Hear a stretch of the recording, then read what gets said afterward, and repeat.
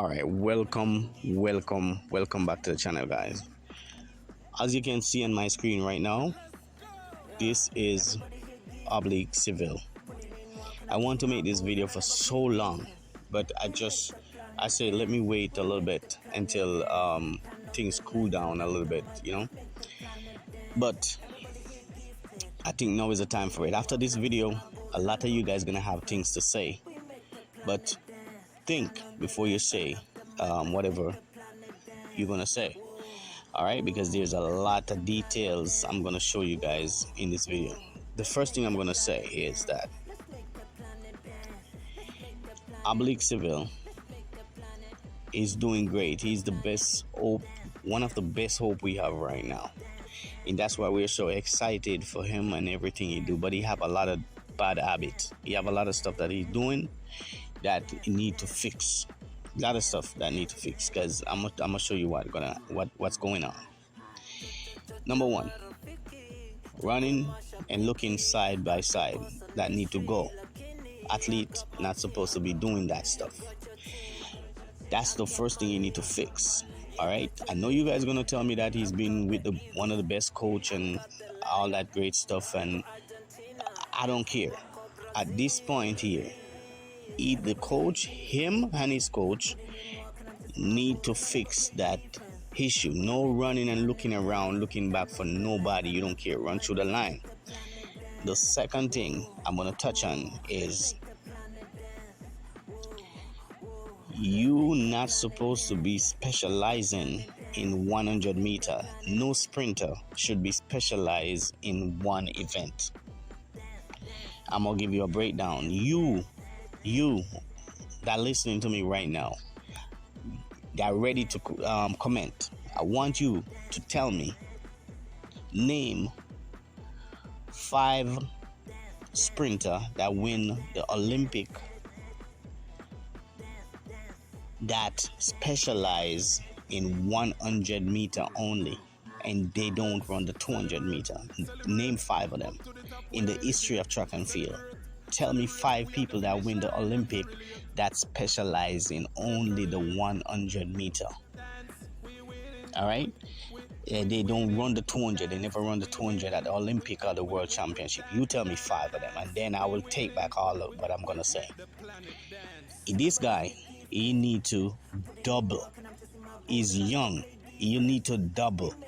When you get to 27, 29, 30, then you can say you want to specialize in 100 now. Okay, you can go ahead and do so.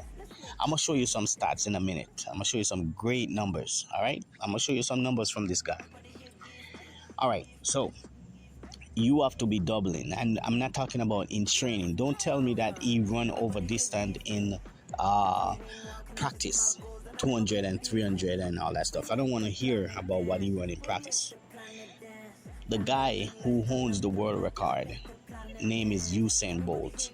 This guy was Jamaica next 400 meter runner. This is the guy that we were looking towards to win the 400, to run and win the 400 because of his build and his speed. But unfortunately, we lost him in the 400 and he run the 1 and the 2 instead. Look at it now. He is coming from a 400 background, and that's the reason why his 2 and his 1 is so crazy. Now, take a look again at your next great athlete that you love so much, Shericka Jackson. Shericka Jackson is coming from a 400 meter background, and that's the reason why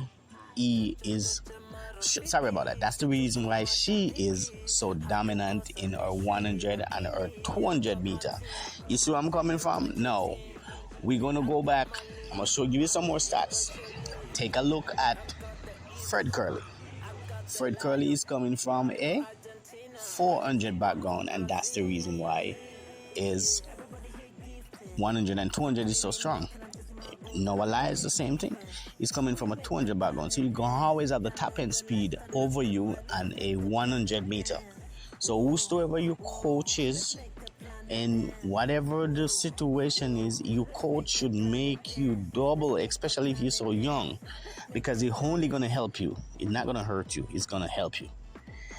Well, I'm gonna start showing you some stats. So those are the two things that I would personally would fix if I was involved in what's going on with this guy. But I'm not involved. I'm just talking from my opinion. I'm just voicing my opinion.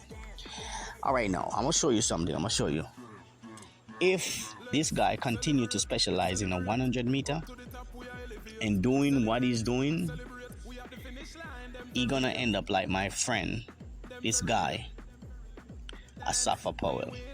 Remember, Asafa Powell, he run a couple 200, but nothing serious. He never take it serious. Just like him, he's not taking it serious. So you have to run it and take it serious. So now, Asafa never ever win a major championship because he don't have the background. He don't have that background. You will come close, but you're not gonna get it because the background is not there to deliver. You understand what I'm saying? So that's why I say that. So say that to say this. I'm gonna show you now some stats on my screen here. All right. So let's take a look at some numbers so you can see where I'm coming from. Okay. This is my screen. As you can see, this is Oblique Seville stats. I'm gonna go from the top and come back down so you can see that I'm showing you his stats. All right. World champion, bronze medalist. Great. All right. Olympic, top 8. And 3-time top 8 world championship. Now, we're going to go ahead now and scroll down, and I'm going to show you the numbers that I really come over here to show you guys. All right. So if you look on my screen, if you look at the top, you run 9.86 in Kingston. We need to check out that Kingston track also. Jamaica track need to be checked out. That track, I think it's a little bit short. We need to check it out, guys. Don't get mad at me. I'm gonna show you another track that I think is short. That's a track in over there in US. Eugene track. Something is not right about it. Okay? Eugene and Jamaica track, those two tracks need to be checked out. A lot of time people run time in Jamaica, they don't repeat those times. And a lot of time they run time in Eugene, they never repeat those times. So those two tracks need to be checked out. Anyway, let's go ahead and take a look at this. So 986 in Kingston. That was 2022. All right, 2022 right here. Let me circle it so you can see it. 2022. Great, good job. Now he went and he did the same thing again this year, 986. And if you look, those are the fastest time he ever run. So this is why I'm saying this guy have a lot of potential. We love him and everything, but he haven't scratched the surface yet. He haven't get close to where Asafa Powell went to. Asafa Powell run 9.72. Yeah. So he got a long way to go. But we have to love him because he's the best we got so far. Right now, he's the best we got. So those are the numbers. Right? You see how much 100 meter. These are his best 100 meter race that he ever run. So now I'm gonna show you what happened. Take a look at the 200 now. 200 meters. All these 200 meters was in Jamaica. He haven't run any 200 meter outside of Jamaica. He haven't run any competitive 200 meter outside of Jamaica, guys. You see, all Jamaica flag. And guess what? If you look at the ear, I'm gonna highlight these ears so you can see what's going on. You see this? You see? The last time he run a 200 meter was 2020. Right here.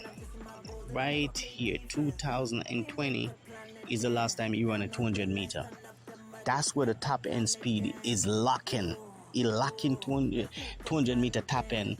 So that strength that he get from the 200 meter, he don't got that strength to push, to finish that last 10 meter that you need, that strength. That comes from the 200 meter, guys. That comes from the 200 meter. If you don't know that, you don't know nothing about track, all right? So let me tell you what happened now. You run the 200, you will have that final 10 meter. If you go back in history, I'm going to show you his 400. So I'm going to show you this guy. This is where they're slacking out. They better pick up. If they don't pick up on this and do what they're supposed to do, this guy going to be another Asafa Power. Will never win a championship. Now, 400 meter. Only twice. 2 times. And it was in Jamaica. And guess how long that was? 2020, 2022, he run a 400. I'm not saying he must go run 400 now. The 400, he can run. I got him. He running 400 for this every season. 400. All those Alcomas meat that they keep in Jamaica, you gonna go there and run some nice little 400. And then I'm bringing you back down to the 200. And then from the 200, we know we want to win the 100, but we're going to build up to that. We're not going to just go and say we specializing in this and we specializing in that. Sprinters not supposed to specialize. If you want to do the 100, find something else that you can do. A long jump or something else.